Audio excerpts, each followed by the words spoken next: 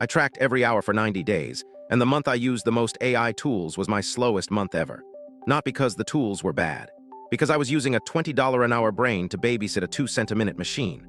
McKinsey just published a report that explains exactly why this happens to solo builders, and nobody's talking about the fix.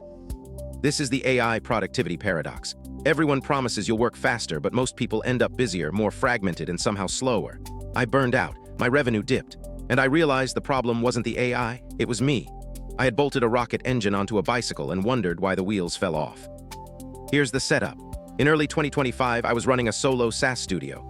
I had ChatGPT, Claude, Gemini, Copilot, and about 12 other tools all running at once. I looked like the most productive person in the world. I was not. I was context switching every 4 minutes, checking outputs, rewriting garbage, and spending more time managing the tools than doing the work. The McKinsey report from May 2026 calls this the adoption J-curve. When companies first dump AI into existing workflows, productivity actually drops.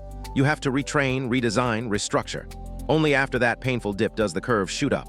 Most people quit in the valley. I almost did. The first crack in my system was a single week in March. I logged my hours, 42 hours total.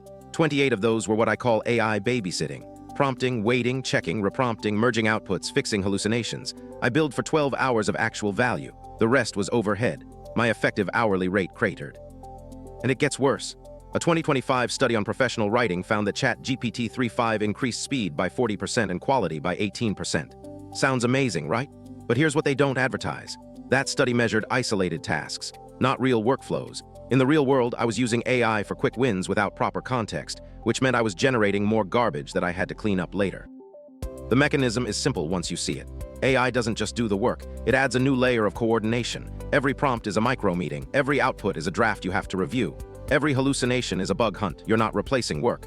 You're translating work into AI speak and then translating it back. That's overhead. And overhead scales with tool count. PwC's 2026 AI performance study found something fascinating. Leading companies are twice as likely to redesign workflows to incorporate AI rather than just adding AI tools.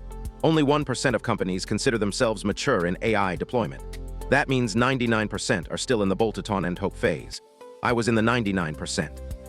So who benefits from this chaos? The tool companies, obviously. They sell you the promise of speed while your overhead explodes. But also your competitors who figure out the redesign part first. Because once you get past the J-curve valley, the gains are real.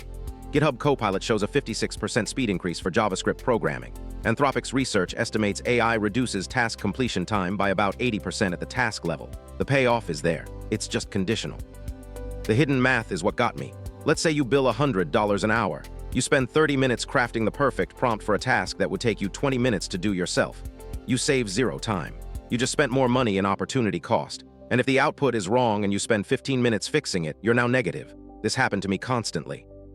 I had to stop measuring AI productivity and start measuring AI outcomes. That was the shift.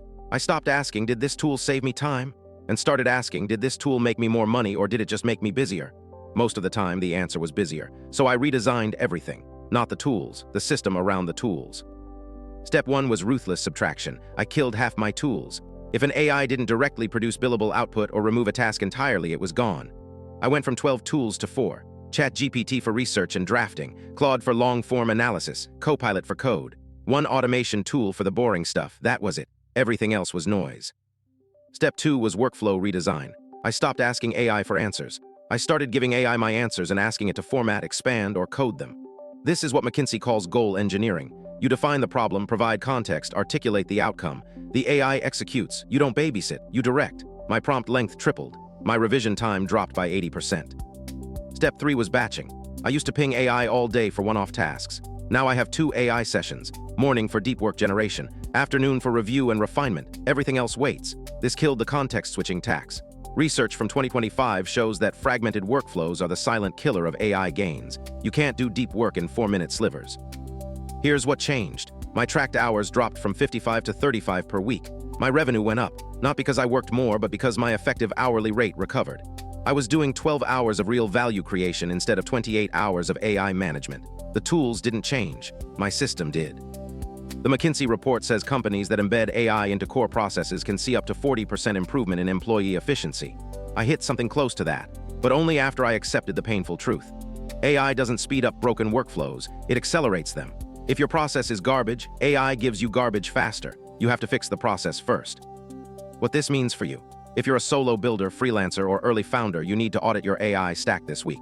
Not next month, this week. List every tool. Ask one question. Does this directly create revenue or remove a task? If the answer is maybe, delete it. You don't need 12 AI assistants. You need 1 or 2 that you actually trust. Then redesign one workflow, just one. Pick the thing you do most often, write down every step. Now look at where AI actually fits, not where it could fit, where it actually removes a step or improves output quality enough to justify the overhead. If you can't find a clear win, don't add AI there. Seriously, skip it. The future isn't more AI tools, it's better AI integration. Agentic AI is coming. Systems that can autonomously reason, plan, and execute complex tasks. But here's the catch. They still need goal engineering. They still need clean workflows. They still need you to know what you want. The builders who redesign now will be the ones who capture the real gains when agents arrive. So in plain English, you keep more money when you stop treating AI like a magic wand and start treating it like a new employee. One who needs clear instructions, good systems, and regular performance reviews. I learned this the hard way.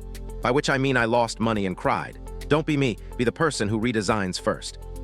In my next video, I cover the exact goal engineering framework I use to get one-shot perfect outputs from Claude. No babysitting, no revisions, one prompt, one deliverable. It's the system that finally made AI faster than doing it myself.